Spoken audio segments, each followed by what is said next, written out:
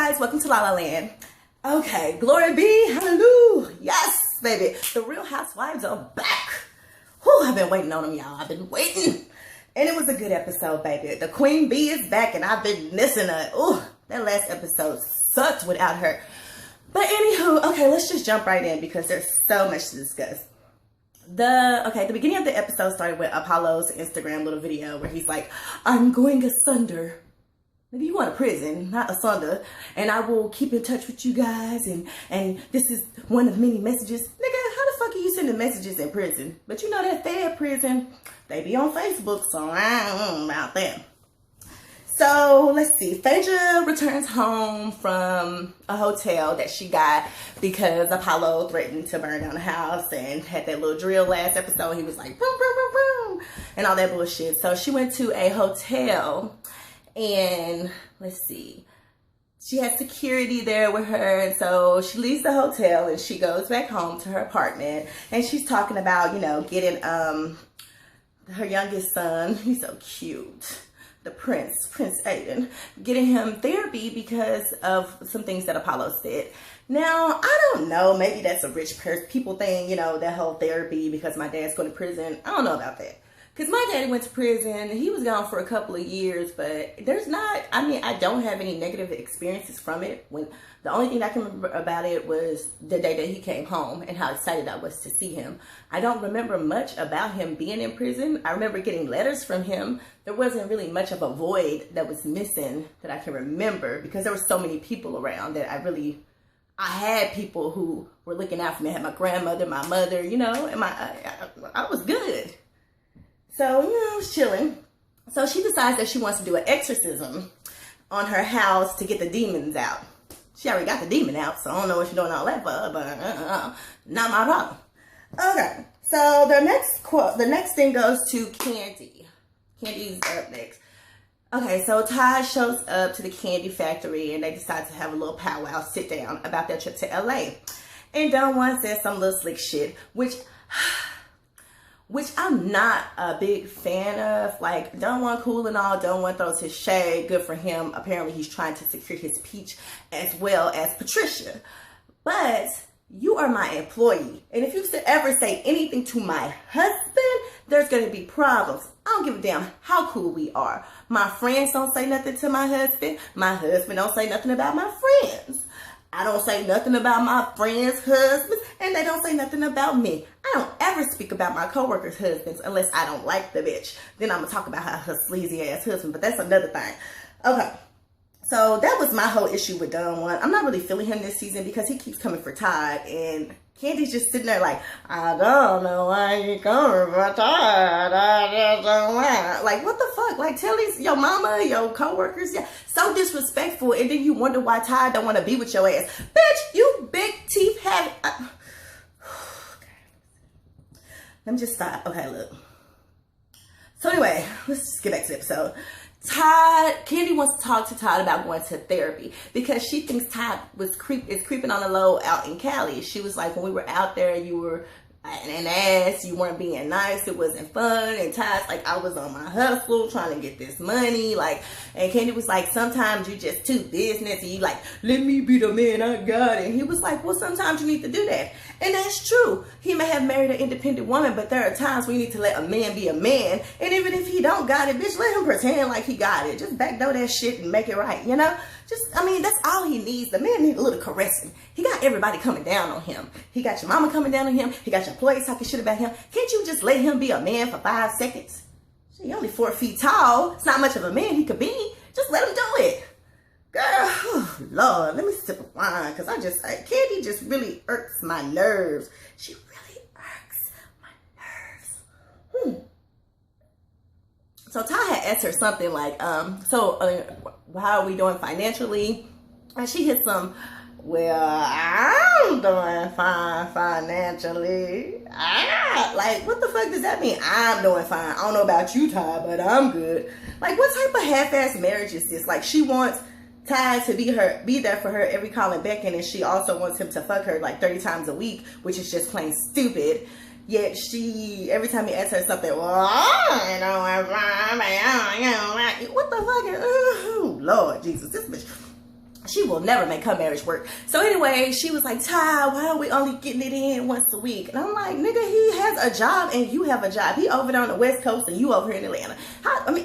Candy, like, noggin right here. And he was basically like, I'm no Tyson Beckford and you know Rihanna, which was some shade. Todd, you shaded your wife. But he basically spoke about that bonnet. And everybody know what the bonnet is. We put that silk bonnet on our heads at night and we lay it down next to our husband. He was like, I ain't trying to bang bang with a bonnet. You feel me? I don't want to dig up in that puss with a bonnet. You know what I mean?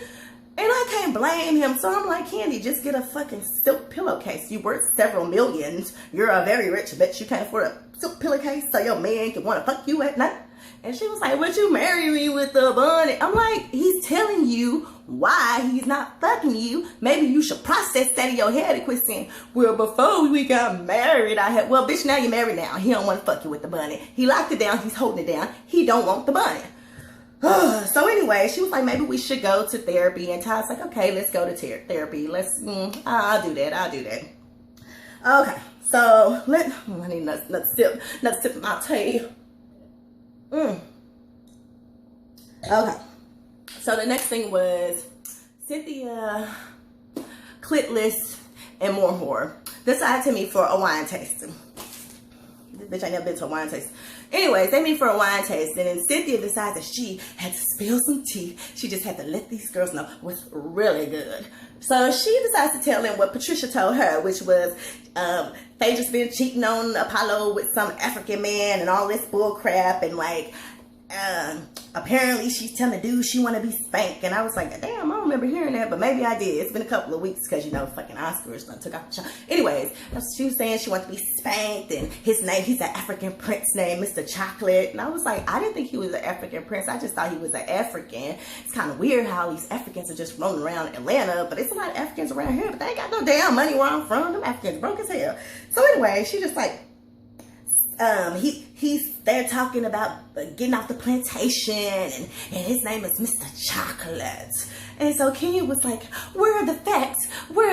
So Kenya decides that she's going to give an Oscar-worthy performance. Well, you know what? Not Oscar-worthy, because she'll never make it that far. I'll say an Emmy-worthy performance. And she's like, oh, this time they call me a whore. Ah! And I'm like, really, bitch? Like, but Kenya, you are a whore? Like, you continued to flirt with this married man. I don't give a fuck if you weren't trying to suck his dick, which I find that very hard to believe as well. But sorry guys, I was interrupted yet again. Okay, anyways, back to more whore. I find it very hard to believe that she was trying to suck his dick because she kept flirting with this man. She kept doing things with this man. She kept meeting this man privately, even though his wife asked him not to. And I mean, Kenya, like, must we go back a couple of years ago when you were in Miami and you were fucking around with this married man, and he told you he didn't want to be with you, he wanted to go back to his wife, and then you decided to sue said married man for money because he wanted to break off his relationship with you. So you sued him for a year's rent, and you also sued him for distress. I'm like, who the fuck does that? So you been fucking with married men, Kenya. So don't try to act like you ain't never messed with no married man. You've been sucking married dick for quite some time, Kenya.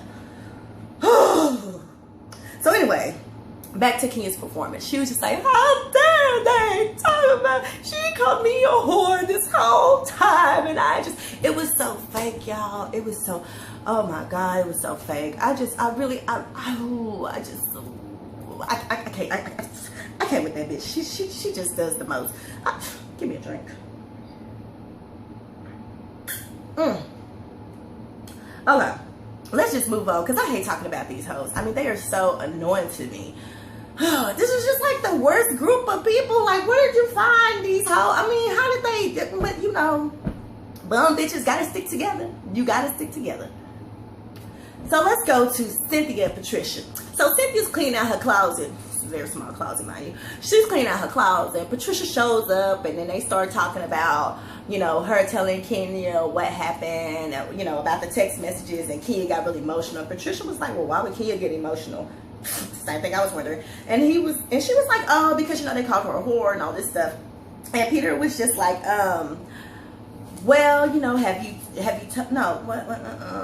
I called her a whore. Peter, oh yeah, Peter was just like, no, Cynthia asked Peter, have you told anybody else about this? He was like, no, who else knows? He was like, oh, a couple of people know, because Apollo said something. He told Todd, and, you know, Todd probably told Candy, you know, and I told you, but no. And she was just like, oh, okay, you know, I just wanted to make sure, and it was just boring as fuck. They're just boring as hell. I'm really tired of them. I'm ready for them to go.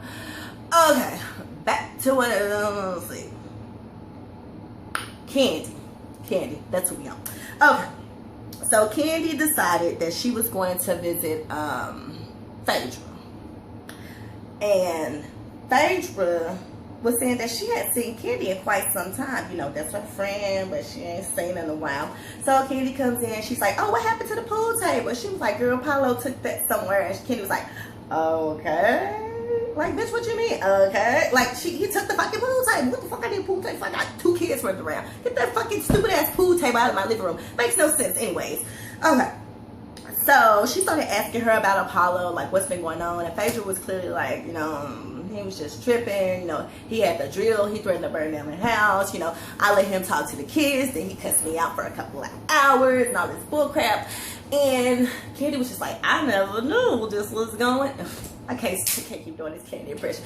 She was like, I didn't know this was going on. Like, oh, I never knew, blah, blah, blah, blah. And I'm like, well, bitch, did you try to call your friend? And so Phaedra was telling her that, you know, Nene had been reaching out to her every single day ever since this happened. And she was like, okay.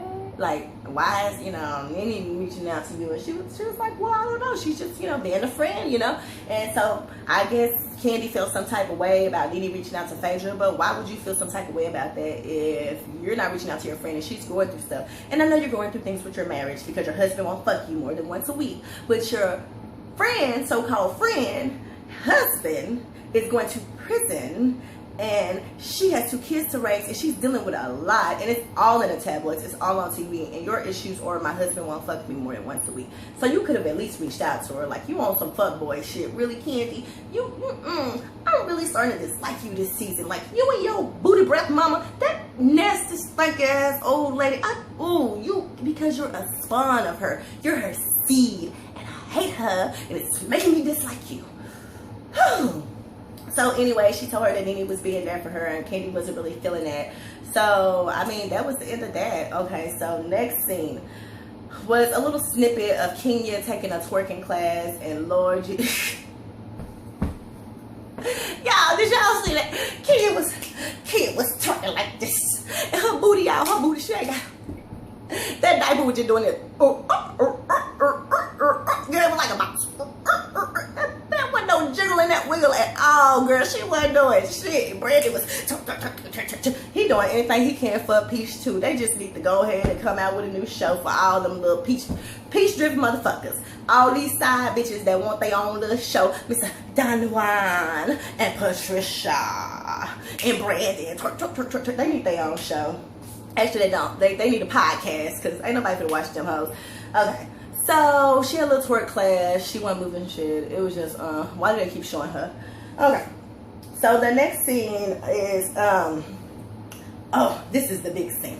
The ladies meet, right? So they can have a little dinner. Candy decided to invite them all, you know, just to talk. They had seen each other in a while, you know, air their grievances or whatever. So let's see. Nene is back. Thank God. Hallelujah. Thank you, Jesus. I missed her. I missed her wit. I missed her comedy. A lot of people don't like Nene, but she makes the show for me. She always gives me something to laugh at. Sorry, I was a bit thirsty. Okay. Clinton shows up. I mean, Claudia shows up. Beyonce shows up. Demetria, Roger Bob, McKinney shows up. Like, why the fuck is she still on the show? She serves no purpose. Thank God I see why this bitch didn't get up and she's so boring. Go back to smoking crack. Maybe I can get with you, bitch. Because I'm not feeling you on this show. Looking like Pookie, bitch. So Claudia sits down and she says hi to Portia, some bullshit. She's like, I'm taking the high road with Portia. And I'm like, what do you mean taking the high road? You called her a whore and said she fucks for bags and money. She is the one taking the high road because she didn't beat your ass like she knocked Kenya the fuck out. You're lucky. You're lucky. So anyways, they force. Phaedra shows up, Nene shows up, everybody shows up there asking what's been going on. Oh, I'm working on Broadway, honey. Well, bitch, you make those checks. You cash them, cha-ching, cha-ching, making that money. So, Cynthia, after everybody shows up, Cynthia, she just starts going, well, I just want to get something. I just want to put it all on the table. I just am... Like, bitch, what is, I just want to put it out. Just say what you got to say. What's up? I don't know if you want to put it on the table, but I just think we should put it on the table. What the fuck you want to put on the table? Put it on the table, kid. I mean, Cynthia, put it on the table. We got some bread on the table. We got some water on the table. Put what you got to put on the table. Let's have a meal, bitch.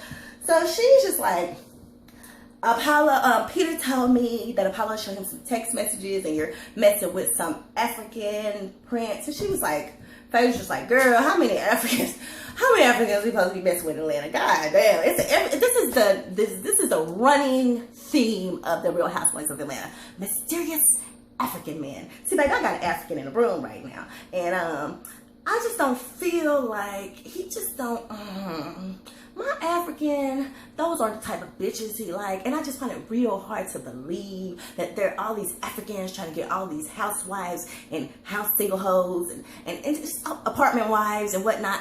And I just, it sounds a little funny to me.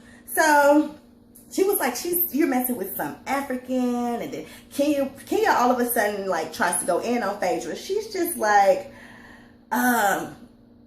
who is this? She was like, it's just funny to me that you would be messing with this African and cheating on your husband with him. And she was like, well, who is this African? She's like, Mr. Chocolate. She was like, well, who is Mr. Chocolate? And she was like, the man that you've been cheating on your husband with. So Phaedra got bucked, bitch. Phaedra prung up that knapsack, that little handy purse, and she was just like, bitch, girl. And let me tell you something. I'm not for violence, depending on the situation. But if some single asshole come to me about my marriage and try to say that I'm cheating on my husband with some make-believe bullshit, even if it is or if it isn't, bitch, don't come at me, especially when you and my husband have been flirting and doing some shit that y'all weren't supposed to be doing. Ho, if you coming for me, baby, please, there would be no pausing. You would have got drugged through the mud, ho. So I applaud Phaedra for backing up, because bitch, my hand would have kept going, swoop, and then I get swoop, and then I got swoop, and then I would have been Evelyn Lozado on her ass, bitch. We would have stopped being the housewife, would have been basketball wives. We would have been swab, and I ain't playing no games about that, bitch. So they calm her down. They're just like, oh, Phaedra, no, don't do it, like, calm down. And so Kenya says this bullshit in her little confessional, because you know that's when she always wants to talk shit in a confessional. She was like, well, why would Phaedra get mad if it wasn't true? Well, why would you, I mean, if it's some bullshit ass bitch that's been flirting with my husband trying to come at me and tell me I'm cheating on my husband, how I've been having problems with you since you first came on this bitch. Why would I get mad? Because their ass whooping has been boiling for quite some time, and I'm trying to hold it down, bitch. That's why she got mad. So anywho, back to the story.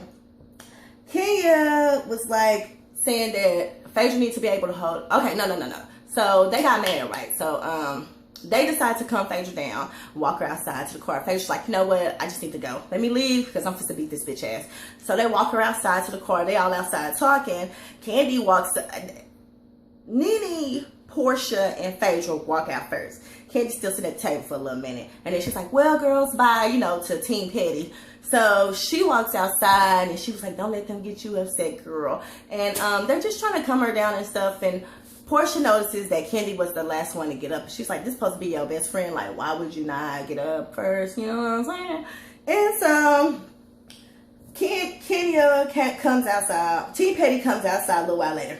And she was like, Phaedra, you need to be able to have a conversation with somebody without, you know, jumping up and getting crazy and stuff like that. And I'm like, bitch, you need to be able to talk to people without throwing out rumors or things that you haven't seen yourself. You coming for this girl, right? But you don't want her to get bucked with you. Like, you come for people. Then when people swab on your ass, you act, oh my God, I'm so innocent. Why would they hit me? Like, bitch, you is 40-something years old. Your eggs are fried, dyed, laid to the side. Why are you acting this way?